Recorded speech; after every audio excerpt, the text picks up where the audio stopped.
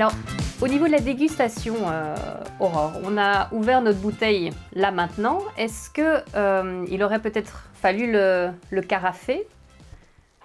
Alors, le carafé, celui-ci, je pense qu'il aurait fallu l'ouvrir un petit peu plus tôt. Ok. Lorsque l'on va carafer, on aurait pu l'ouvrir déjà il y a 1 heure, tu vois, pour permettre Ah aux voilà. arômes Oui. justement de s'exprimer un petit peu. Quand on va carafer un vin, l'objectif, ça va être de dissoudre de l'oxygène dans notre vin. C'est-à-dire que en dissolvant de l'oxygène dans notre vin, je surveille parce que Croquette est à côté, C'est on turbulente, quoi. va, on va forcément, ça va forcément Croquette, s'il te plaît.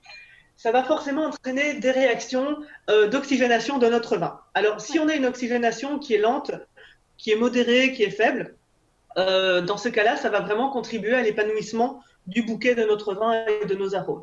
Si on a une oxygénation qui est rapide, là, on risque d'altérer notre vin, justement, et dans ce cas-là, c'est irréversible. Donc, il faut être prudent. La façon dont on va D'accord. carafer notre vin, il va falloir être prudent. La Et quand tu carafe, dis, excuse-moi, quand tu dis oxygénation rapide, qu'est-ce qu'on fait pour rendre l'oxygénation rapide concrètement? on va vider notre bouteille Comme ça, quoi, en avant, franco. quoi. Voilà, on ne perd pas de Ok, temps, d'accord. on y va franco. Ok, voilà. Quand on va carafer un vin, en général, on va faire ça pour un vin qui sera jeune, qui aura justement besoin d'oxygène. Alors, un apport lent d'oxygène, malgré tout. On va pas non plus, il ne faut pas être trop violent avec le vin, hein. Il a été en bouteille. Quand on ouvre la bouteille, il faut quand même que ça se fasse Par étapes, gentiment. c'est ça. L'idée, du coup, ça va être qu'en introduisant progressivement de l'oxygène dans notre vin, on va chercher surtout à harmoniser un petit peu tous ces arômes, toutes ces sensations gustatives que l'on va avoir. Et dans ces cas-là, ce qui va être important, ce sera de choisir une carafe comme celle-ci, Oui. avec plutôt surtout la base qui va être large et plus étroite à la fin. Ça va permettre justement de concentrer les arômes ici à l'intérieur. Oui, et que le vin coule plus doucement aussi dans la Voilà. carafe, évidemment. Oui, Voilà. d'accord. On Une carafe autre idée, avec, oui. excuse-moi, on verse toute la bouteille quand on carafe? Oui. Idéalement, oui, hein. Idéalement, oui, parce que de toute façon, notre bouteille, elle va être ouverte. Et tant qu'à exprimer, si on veut que le vin s'exprime correctement, on va mettre du volume, hein, on peut tout C'est ça, carafer d'un coup. Ah ouais. c'est ça. Et puis avoir une cohérence peut-être avec voilà, la suite du repas et les prochains verres, évidemment, quoi. D'accord, Bien ok. sûr. Il y a Ouais. d'autres techniques que carafer. Alors, une autre technique, pas forcément, mais en tout cas, la carafe peut avoir un autre usage. Et D'accord, dans ces cas-là, on va décanter le vin. Donc avec ok. une carafe, on peut faire 2 choses. Autant pour carafer, on va carafer un vin jeune qui va avoir besoin de s'épanouir.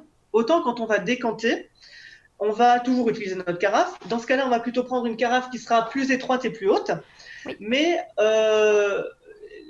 on va surtout s'en servir pour des vins qui seront plus vieux et qui auront besoin d'être décantés, qui auront un dépôt. Et donc, dans ce cas-là, on va verser notre vin, alors très délicatement et très lentement dans la bouteille, de façon à justement garder le dépôt dans la bouteille et ne pas mettre le dépôt dans la carafe, ce qui va être l'objectif. Et ça, donc, c'est ce qu'on peut faire pour des vins vieux, mais aussi pour des vins qui n'ont pas été filtrés. Les vins non filtrés, dans ces cas-là, sont des vins qui sont encore vivants, qui ont encore des levures en activité, qui peuvent avoir justement des petites particules en suspension. Et dans ces cas-là, ça va permettre justement de limiter un petit peu tout ça. Mais attention à l'oxygénation si on parle de vins non filtrés, parce que ce sont des vins qui ne sont pas protégés. Et le contact avec l'oxygène, il faut qu'il soit modéré aussi quand même. c'est ça. Et on carafe du coup combien ou on décante combien de temps? Alors là aussi, tout dépend du type de vin que l'on a. Ok, Si on a un vin, un rouge qui va être puissant, qui va être charpenté, mais jeune, un vin jeune, dans ces cas-là, on peut l'ouvrir quand même 3-4 heures avant le service. Mais voilà, oui, quelque chose de très corpulent, hein. Si on va avoir un vin rouge qui va être beaucoup plus dans la finesse, qui va être en cours d'épanouissement, là, on va l'ouvrir 1 ou 2 heures avant, comme celui-ci. Ça, ce sera parfait, ce sera le bon timing. ok. Si on a un vin qui est déjà plus évolué, qui est déjà plus mûr, ou un vin blanc qui peut être déjà très complexe, celui-là, on l'ouvre, allez, entre 1 heure et le moment du service, une demi-heure avant, quoi. D'accord, Tout dépend du profil du vin que l'on veut servir. c'est ça. Ok. Est-ce qu'il y a une température à respecter pour le Alors, service? pour celui-ci, en tout cas, pour notre palisseur, moi, je le servirais autour de 16 degrés. 16 degrés, ce sera la bonne température justement pour que tous nos arômes s'expriment correctement. D'accord, ok. Il y a des rouges qui peuvent se boire plus frais, hein, je pense. Il y a des rouges qui peuvent se voir plus frais. Si on est sur un vin qui va être jeune, beaucoup plus sur la légèreté, beaucoup plus sur le fruit, mais petits fruits rouges, là on va parler peut-être de la cerise, de la framboise, des groseilles, des choses C'est comme ça, ça. ouais. Ça, c'est même un vin qu'on peut mettre au frigo 1 heure à l'avance. Alors D'accord. pas plus, hein. Attention, l'idée c'est pas non plus de congeler notre vin et de masquer les arômes parce que le froid, si on le met trop longtemps, ça va masquer nos arômes. C'est pas le Oui, but. Par contre, un peu de fraîcheur, justement, ça va donner un petit coup de peps après quand on va le boire. Donc ça peut être c'est ça. intéressant. Ok, très bien. Avec quoi est-ce que tu conseillerais d'accorder ce vin en termes de mets? Alors là, en le goûtant, il m'a Qu'est-ce donné qui plein d'idées ce t'inspire? vin. Ah, Ouais, il m'a bien inspiré. Si c'est la première chose qui me vient en tête là, alors bon, une viande, hein, clairement. Moi, je le boirais sur une viande. Si c'est une viande blanche, je choisirais quelque chose comme une bonne côte de veau. Mais alors, saison des champignons en ce moment avec une petite sauce champignons, chanterelle, enfin voilà, un petit ok. peu dans cet esprit-là, je sais pas, ça me donne envie. Un ossobuco, je pense que ça pourrait très bien Ah marcher. oui, oui, oui. Ok. Un avarin d'agneau, ça pourrait être pas Hmm, mal non plus. Ou juste une bonne pièce de bœuf bien grillée. Je c'est pense ça. avec un petit gratin dauphinois, tu vois, quelque chose comme ça, je pense que ça pourrait être D'accord. un bon accord. Est-ce qu'on adapte le type de vin rouge en fonction du type de viande, blanche ou rouge ou gibier par exemple? Oui, oui, oui, on va Oui, pas choisir le même, on c'est choisit pas ça. le même vin. Si on prend de la volaille, du lapin, du sanglier ou une pièce de bœuf. On va aussi adapter le choix de son vin au repas que l'on prévoit de servir. Si on part par exemple sur une viande blanche, type volaille ou du cochon, on va prendre un rouge léger. Ou un blanc qui sera un peu corsé. Alors un blanc corsé, je pense par exemple à un blanc d'Alsace, ça peut être très bien. Sur un rouge léger, on pourrait partir sur un Sancerre en Loire, on pourrait partir sur du Bourgogne, sur un Beaujolais. Là, on va garder de la fraîcheur, de l'acidité, de la vivacité, mais le côté très fruité, donc de la légèreté.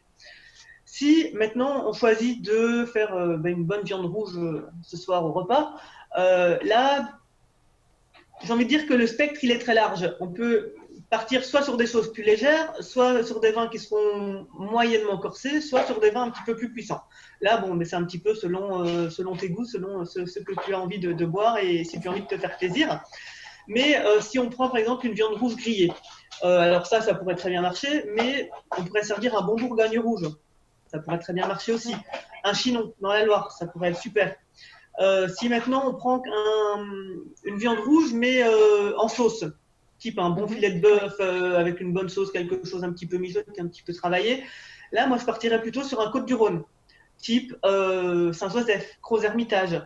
Voilà, on est sur des vins qui ont déjà plus de présence en bouche, plus de C'est matière, ça. plus de sucre Oui. aussi, donc ça peut être très intéressant.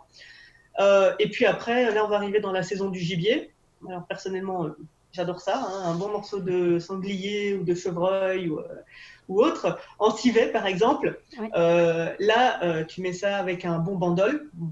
C'est un classique, mais ça Oui. marche super bien. Le D'accord. bandol sur les plats en sauce et les gibiers particulièrement.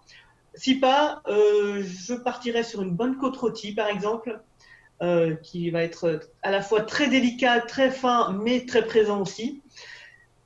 Et la dernière idée, ce serait plutôt un vin du sud-ouest type un Madiran. Là aussi, on est sur des vins structurés, charpentés, mais ça va super bien marcher. Eh bien, merci pour ces conseils. Je pense qu'on va pouvoir. T'as plein d'idées. Ah oui.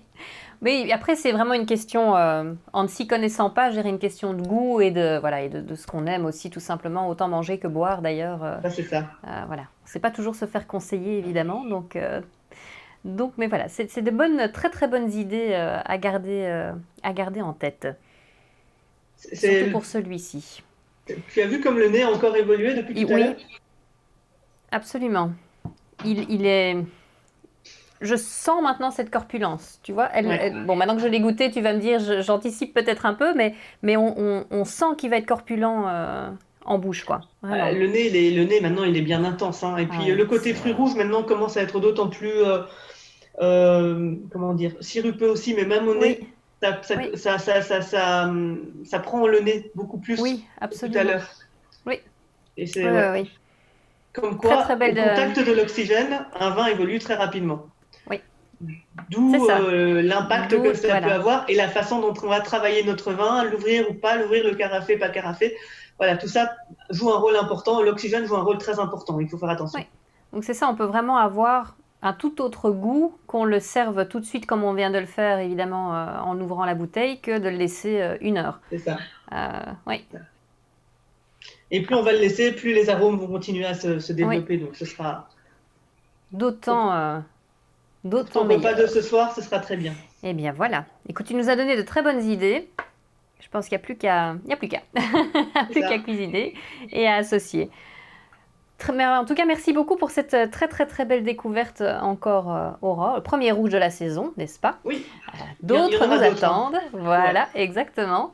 Mais c'est voilà, une première belle découverte qui fait plaisir. Donc on rappelle que c'est le château Pas du Cerf avec sa cuvée Pas du Cerf. Voilà, donc un domaine qui a de l'histoire en plus et un Oui. vin voilà, excellent que l'on conseille de carafer. Voilà. Tout à fait. Merci beaucoup Aurore. Merci à toi. Et on se À retrouve très bientôt. évidemment très très vite pour un autre Wine O'Clock. À très Et bientôt d'autres Aurore. dégustations. À bientôt. Oui, à bientôt. Bienvenue sur la chaîne Wine O'Clock. Avec Aurore, on vous donne rendez-vous chaque semaine pour parler vin. Aurore vous dira tout, absolument tout ce que vous avez toujours voulu savoir sur le vin. Abonnez-vous pour ne manquer aucun rendez-vous Wine O'Clock et surtout, n'hésitez pas à commenter et à nous soumettre vos questions sur le vin. À très bientôt et belle découverte!